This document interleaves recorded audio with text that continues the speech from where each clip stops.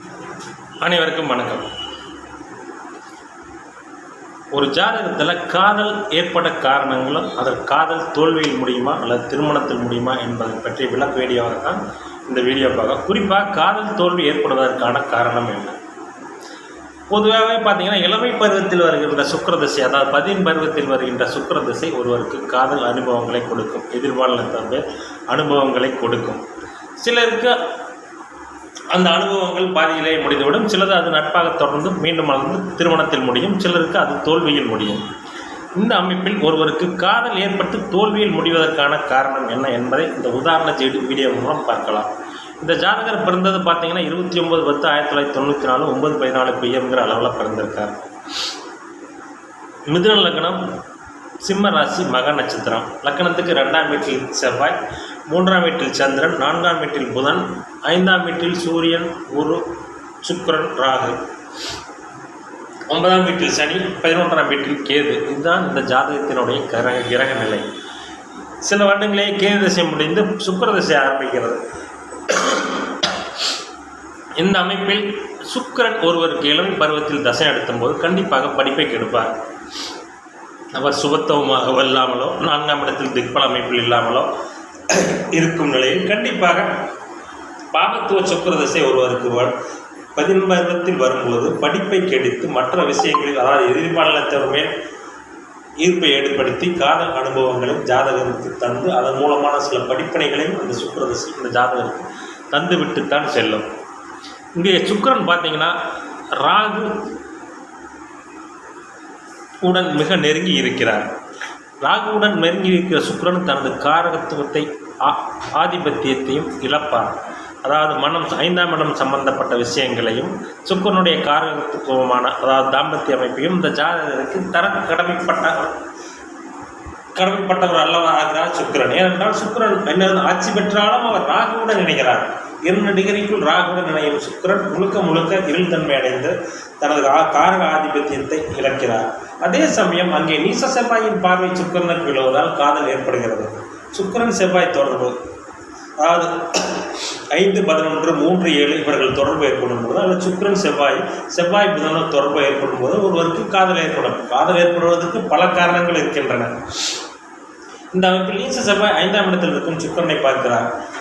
இந்த ஜாதகர் பெண் ஒருவரை காதலித்து திருமணம் செய்யும் வரையில் சென்று பின்பு திருமணம் தடைபட்டு விடுகிறது. திருமணம் நடக்கவில்லை, காதல் தோல்வியில் முடிகிறது. இதற்குண்டான காரணம் என்ன? இங்கே துலாம் சுக்கிரனின், அதாவது காலபுருஷனுக்கு 7ஆம் வீடான துலாம் எந்த நிலையிலும் பாபர்கள் தொடர்பிலோ பாபர்கள் பார்வையிலோ இருப்பிலோ இருக்கக்கூடாது. அப்படி இருந்தால் அவர்களுக்கு காதல் திருமணம் கண்டிப்பாக கைகூடாது. நீங்கள் எத்தனை ஜாதகங்கள் வேண்டாம் உதாரண ஜாதகத்தில் இதை நீங்கள் ஆராய்ந்து பார்த்து கொள்ளலாம். ஒருவருக்கு காதல் திருமணம் கைகூட வேண்டும் என்றால் ரிஷபம் கூட முக்கியமில்லை. சுக்கிரனின் துலாம், காலபுருஷனுக்கு 7ஆம் வீடான துலாம் சுபத்தன்மை அடைந்து பாப கிரகங்கள் பார்வை சேர்க்கை இணைவு இல்லாமல் சுபகிரக தொடர்பில் இருக்கும்போது மட்டுமே ஒருவருக்கு காதல் திருமணம் நடக்கும். அப்படி இல்லாமல் இருக்கும் பட்சத்தில் அந்த காதல் திருமணம் அந்த ஜாதகருக்கு தோல்வியில் தான் முடியும். இந்த அமைப்பில் சுக்கிரனே பார்த்தீங்கன்னா இந்த சூரியன் ராகுவோடு சேர்ந்து மிகவும் பலவீனப்பட்டு போதாக்குறைக்கு நீச செவ்வாயின் பார்வையை வாங்கி தன்னுடைய படிப்பை கெடுத்து மனசை சஞ்சலப்படுத்தி காதல் என்ற உணர்வை கொடுத்து அதில் வெற்றியும் பெற வைக்காமல் மன உளைச்சலை கொடுத்து எல்லாவற்றையும் இந்த குட்டி சுக்கிர திசை, இளமை பருவத்தில் வருகின்ற அந்த குட்டி சுக்கிர திசை இந்த ஜாதகத்துக்கு வாழ்க்கையை புரட்டி போட்டு விட்டது. இதே சுக்கிரன் மட்டும் அங்கே தனியாக இருந்ததுனால் இந்த சுக்கிர திசையிலேயே இந்த ஜாதகருக்கு திருமணம் நடந்திருக்கும். தான் விரும்பிய பெண்ணையே இந்த ஜாதகர் மனமுடிக்கும் அமைப்பும் இருந்திருக்கும். இங்கே சுக்கிரன் ராகு சூரியனால் பலவீனப்பட்டு என்னிருந்தாலும் அவர் ஆட்சிகளை பெற்றாலும் ராகு சூரியனுடன் இணையும் போது நீச செவ்வாயின் பார்வை பெறும்போது கடுமையான பாபத்துவ நிலையை அங்கே சுக்கிரன் அடைகிறார். அப்படிப்பட்ட சுக்கிரனால் தனது காரக ஆதிபத்தியத்தை தர இயலாத நிலையில் அந்த சுக்கிரன் அங்கே தனது 20 வருட சுக்கிர திசையில் இந்த ஜாதகரை பெண் பின்னால் அலைய வைத்து காதல் என்று அலைய வைத்து தேவதாஸ் மாதிரி ஆகி பாட்டு பாடிக்கிட்டு கடைசியில் காதல் தோல்வி அடைந்து தாடி விட்டுட்டு தெரிஞ்சார். சரி, இப்பொழுது சூரிய திசை நடக்கிறது. சூரிய திசை இந்த ஜாதகருக்கு ஓரளவு நல்ல பலன் நடக்கும். சூரியன் அங்கே நீசமெல்லாம் இல்லை, ஆட்சி பெற்ற சுக்கிரனுடன் இணைந்திருக்கிறார். எனவே சூரியன் அங்கே நீசமில்லை, குருவுடன் இணைந்திருந்தால் சூரியன் அங்கே நீசமில்லை. சூரிய திசையிலும் இந்த ஜாதகருக்கு திருமணம் அடைவதற்கான வாய்ப்புகள் குறைவு. ஏனென்றால் சூரியன் அங்கே ராகுவுடன் கிரகணமாக இருக்கிறார். இந்த அமைப்பில் இந்த ஜாதகருக்கு அடுத்து வருகின்ற சந்திர திசையில் தான் திருமணம் நடக்கும். 7ஆம் பாவகாதிபதி இங்கே சஸ்தங்கமோ ஆனாலும் 7ஆம் பாவகத்தை எந்த விதமான பாவகிரகமும் பார்க்காததாலும் ராகு குரு சுக்கிரன் தொடர்பில் இருப்பதாலும் இந்த ராகுவே திருமணம் புத்திரபாக்கியம் போன்ற விஷயங்களை எடுத்து செய்வார் என்பதால் சந்திரதச ராகு புத்தியில் சந்திரதச ஆரம்பத்திலே இந்த ஜாதகருக்கு திருமணம், சந்திரதச ராகு புத்தியில் புத்திரபாக்கியமும் கிடைக்கும். எனவே ஒருவருக்கு காதல் திருமணம் நடைபெற வேண்டும் என்றால் சுக்கிரனின் வீடான துலாம் சுபத்தன்மை அடைந்து இருக்க வேண்டும். இல்லாவிட்டால் அவருக்கு காதல் திருமணம் என்பது எட்டாக்கணியாகத்தான் போகும். இது நீங்கள் எத்தனை ஜாதகத்தில் வேணாலும் நீங்கள் இதை ரிசர்ச் பண்ணி பார்த்துக்கலாம்.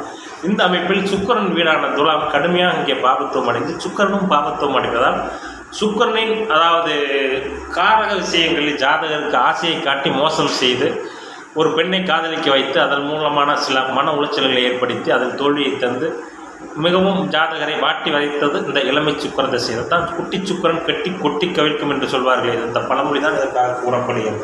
எனவே எல்லா வயதினருக்கும் வரும் இளமை பருவ சுக்கிர திசை இது போன்ற அனுபவங்களை தருவதில்லை. விதிவிலக்காக இது போன்ற பாபத்துவ அமைப்பில் இருந்து இருக்கும் நிலையில் இது போன்ற அமைப்புகளை தரும். இங்கே அதே போல இங்கே லக்னாதிபதியை கேந்திராதிபதி தோஷத்தில் இருக்கிறார். 4ஆம் இடத்தில் புதன் உச்சம், தனிச்சு உச்சம். இந்த ஜாதகம் கல்வி கற்கவே இல்லை, புத்திசாலித்தனம் இருக்கிறது, ஆனால் கல்வி கற்கவில்லை. புத்திசாலித்தனம் என்பது வேறு, கல்வி என்பது வேறு. மற்ற விஷயங்களில் இந்த ஜாதகர் பள்ளி படிப்பையே தாண்டாதவராக ஆகிவிட்டார். ஏனென்றால் புதன் அங்கே 4ஆம் இடத்தில் கேந்திராதிபத்திய தோஷத்தை பெறுகிறார். நன்றி, வணக்கம்.